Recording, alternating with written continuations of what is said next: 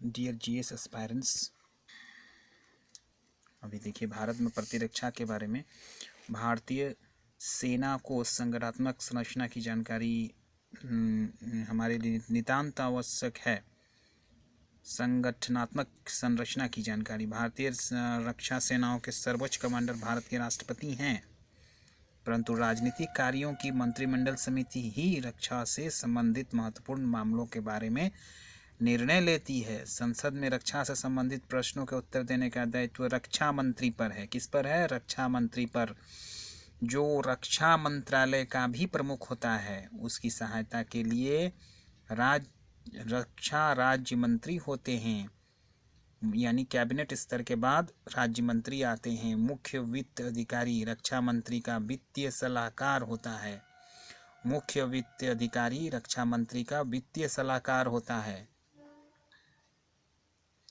अब यहाँ देखिए, रक्षा मंत्रालय के अंतर्गत 4 विभाग होते हैं। कितने विभाग? 4।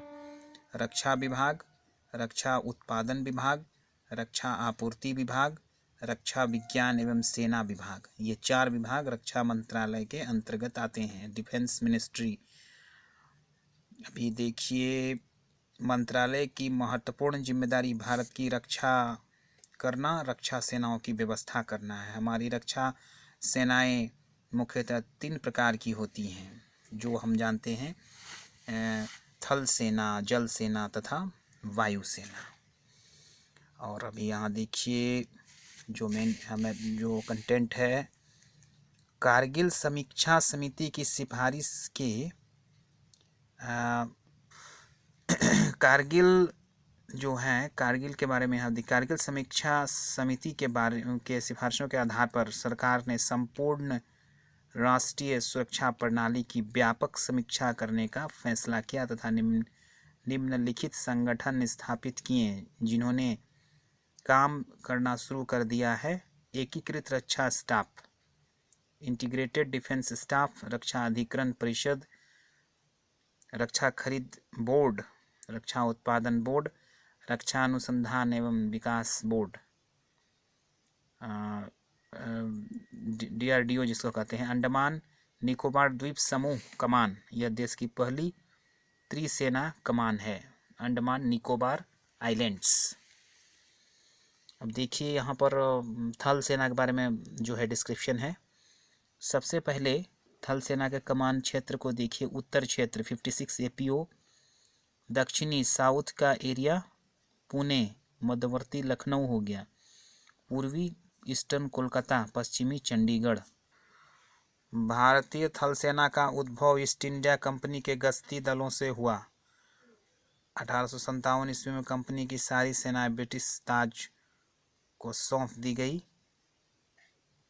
प्रथम विश्व युद्ध में भारतीय सेना बड़ी बहादुरी साथ लड़ी, उसे 21 विक्टोरिया क्रॉस प्राप्त हुए।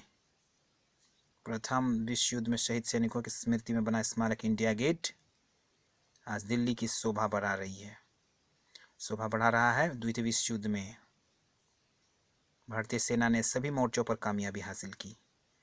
तो इंडिया गेट पर जो नाम लिखा हुआ है वह प्रथम विश्व युद्ध में शहीद सैनिकों की स्मृति पर है।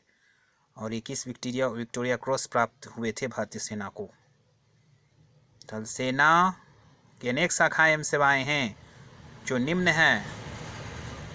बख्तरबंद कोर, तोपखाना रेजिमेंट, हवाई रक्षा तोपखाना कोर, रक्षा सेना विमान corps, engineer corps, signal corps, mechanised पैदल सेना, सेना सेवा कोर, मिलिट्री नर्सिंग सेवा, सेना चिकित्सा कोर, सेना डेंटल कोर, सेना आयुध कोर, इलेक्ट्रिकल और मैकेनिकल इंजीनियर्स कोर, रीमाउंट पशु चिकित्सा कोर, सैनिक फार्म सेवा, सेना शिक्षा कोर, गुप्तचर कोर, सैनिक पुलिस कोर, जज एडवोकेट जनरल विभाग, सेना शारीरिक प्रशिक्षण कोर, पायनियर कोर, सेना डाक सेवा, प्रादेशिक सेना रक्षा सुरक्षा कोर। इनके अतिरिक्त सेना का अपना भर्ती संगठन, रिकॉर्ड कार्यालय, डिपो, बॉयज एस्टेब्लिशमेंट, चयन केंद्र, सिलेक्शन सेंटर और प्रशिक्षण संस्थान, ट्रेनिंग इंस्टीट्यूट्स। संख्या की दृष्टि से थल सेना में विश्व में 4था स्थान है। ये 2004 के आंकड़े हैं। अभी के लेटेस्ट आंकड़े को अध्ययन करने के लिए लेटेस्ट जीके पढ़ना ठीक रहेगा। लेकिन बेसिक ग्राउंड्स जो जानने के लिए यह कंटेंट बेहतर है जो मैं बताने का प्रयास कर रहा हूँ। थल सेना का प्रमुख थल सेनाध्यक्ष होता है। इसकी सहायता के लिए एक उप सेनाध्यक्ष तथा अन्य 5 अधिकारी होते हैं। थल सेना को 5 कमानों पर क्षेत्र वाइज भारत में प्रत्येक लेफ्टिनेंट जनरल कोटि का अधिकारी जनरल ऑफिसर कमांडिंग चीफ के अधीन होता है। कमान क्षेत्रों उप क्षेत्रों में बटे रहते हैं, जैसे मेजर जनरल और ब्रिगेडियर के अधीन होते हैं।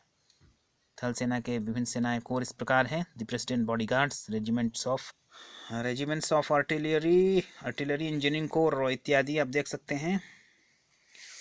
थल सेना का ये संतुलन पुराने आंकड़े हैं, अभी और ज़्यादा विशेषीकृत हो गया है हमारा। और यहाँ पर देखिए